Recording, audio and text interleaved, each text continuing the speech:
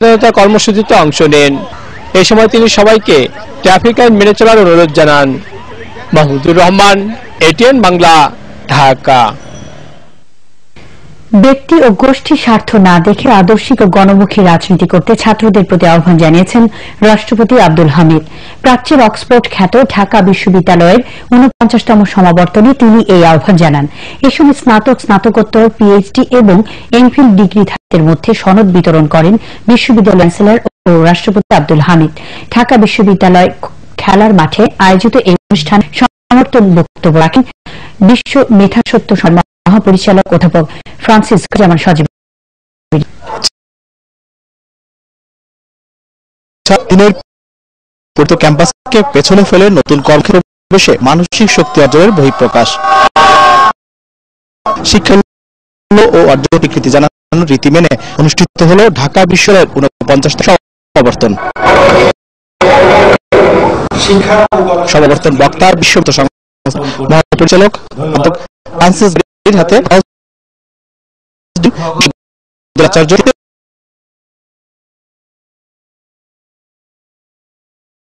আরো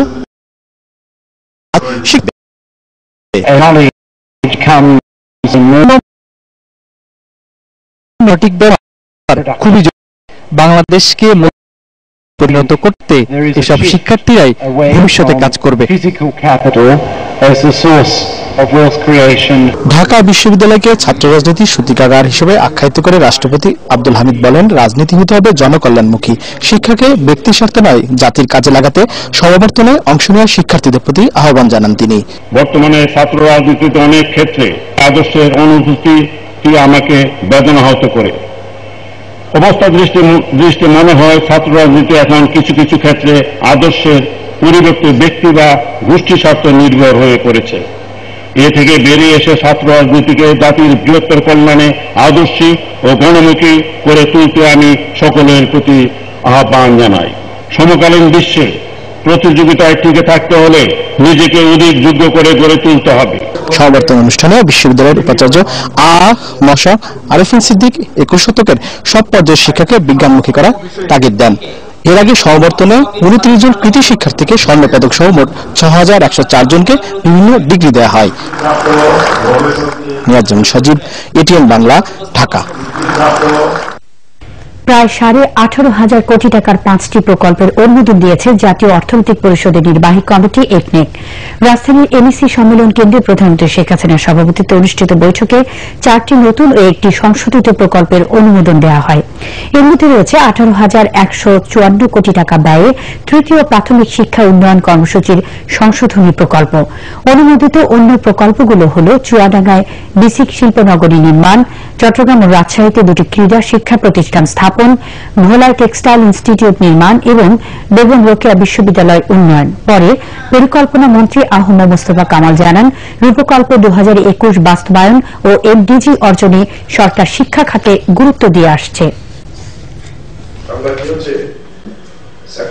আমরা ২০২১ সাল নাগাদ প্রাইমারি এডুকেশন কম্পালসারিলি আমাদের শতকরা ১০০% শেষ করতে হবে এবং সেটিকে সামনে রেখেই আমরা এই প্রকল্পটি নিয়ে আসছি। প্রাইমারি স্কুলে নতুন নতুন ভবন তৈরি করা, যে ভবনগুলো পুরাতন হয়ে গেছে সেগুলোকে সংস্কার করা, শিক্ষক অ্যাপয়েন্ট করা এবং শিক্ষার মান উন্নয়নের জন্য শিক্ষকদেরকে আরো প্রশিক্ষণ দেওয়া।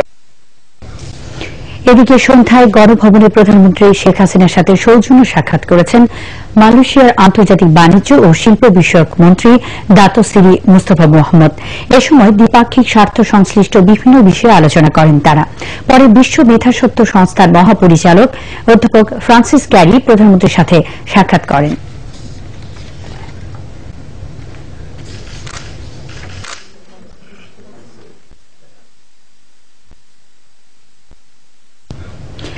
মৃত্যুদণ্ডপ্রাপ্ত জামাত নেতা আলী হাসান মোহাম্মদ মুজাহিদের আপিল শুনানির জন্য বেঞ্চ গঠন করেছেন প্রধান বিচারপতি মোহাম্মদ মোজাম্মেল হোসেন। বিচারপতি সুরেন্দ্র কুমার সিনহার নেতৃত্বে ৪ সদস্যের বেঞ্চে মুজাহিদের আপিল আগামীকাল শুনানির জন্য ধার্য করা হয়েছে। বেঞ্চের অন্য সদস্যরা হলেন রাষ্ট্রপতির বিচারপতি আব্দুল ওয়াহাব মিয়া, বিচারপতি হাসান ফয়েজ সিদ্দিকী ও বিচারপতি AHM শামসুদ্দিন চৌধুরী।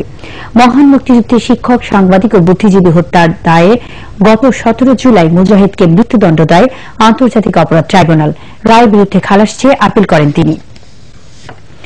টাঙ্গাইল ও ঠাকুরগাঁওয়ে সড়ক দুর্ঘটনায় 5 জন নিহত ও অন্তত 10 জন আহত হয়েছেন। টাঙ্গাইলের কালীহাটি উপজেলার সল্লা এলাকায় বালু ভর্তি একটি ট্রাকের সাথে প্রাইভেট কারের মুখোমুখি সংঘর্ষে অন্তত 3 জন নিহত হন। এই ঘটনায় আহত হয়েছে কমপক্ষে 4 জন। নিহতরা সবাই প্রাইভেট কারে যাত্রী ছিলেন বলে জানা গেছে। আহতদের টাঙ্গাইল মেডিকেল কলেজ হাসপাতালে ভর্তি করা হয়েছে। পুলিশ জানায়, সকালে বালু ভর্তি ট্রাকটি টাঙ্গাইল যাওয়ার পথে সল্লায় পৌঁছলে বিপরীত দিক থেকে আসা একটি প্রাইভেট কারের সাথে মুখোমুখি সংঘর্ষ হয়। এতে প্রাইভেট কারটি পাশের খাদে পড়ে গেলে ঘটনাস্থলেই 3 জন প্রাণ হারান। খবর পেয়ে পুলিশ ও ফায়ার সার্ভিস কর্মীরা গিয়ে হতাহতদের উদ্ধার করেন। ঘন কুয়াশা ও অতিরিক্ত গতির কারণে এই দুর্ঘটনা ঘটেছে বলে প্রাথমিকভাবে ধারণা করা হচ্ছে। ঠাকুরগাঁও রানী সংকলে সড়ক দুর্ঘটনায় মোটরসাইকেলের 2 আরোহী নিহত ও 6 জন আহত হয়েছেন। প্রত্যক্ষদর্শীরা জানায়, ঠাকুরগাঁও রানী সংকল সড়কের কুমারগঞ্জে 2টি মোটরসাইকেল ও একটি প্রাইভেট কারের মুখোমুখি সংঘর্ষে হতাহতের এই ঘটনা ঘটে। আহতদের রানী সংকল হাসপাতালে ভর্তি করা হয়েছে। এদিকে চাঁদপুরে বেকনা নদীর মোহনায় 2টি যাত্রীবাহী লঞ্চের সংঘর্ষে 3 জন নিহত হয়েছেন। এই ঘটনায় অন্তত 20 জন আহত হন। পুলিশ জানায়, সোমবার রাতে ঢাকা থেকে বরিশালগামী MV পারাবত 9 বরিশাল থেকে ঢাকামুখী MV সুন্দরবন লঞ্চকে ধাক্কা দিলে এই দুর্ঘটনা ঘটে। এ সময় লঞ্চের কেবিনে থাকা শাহনারা বেগম নামের এক যাত্রী প্রাণ হারান। পুলিশ, BIWTA, আনসার এবং ফায়ার সার্ভিস কর্মীরা স্থানীয়দের সহায়তায় আহতদের উদ্ধার করে চাঁদপুর হাসপাতালে পাঠায়। হাসপাতালে নেওয়ার পথে শাকিল নামের এক শিশু মারা যায়। গুরুতর আহত 9 জনকে চিকিৎসার জন্য ঢাকায় আনা হয়।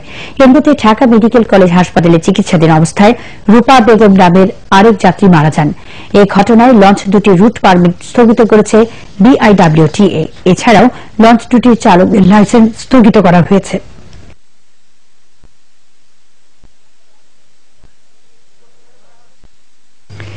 এবার সংবাদ বিরতি, আর বিরতির পর থাকছে এবার বাংলাদেশ ভারত সীমান্ত হাট চালু হলো ফেনীর ছাগলনাইয়ায়।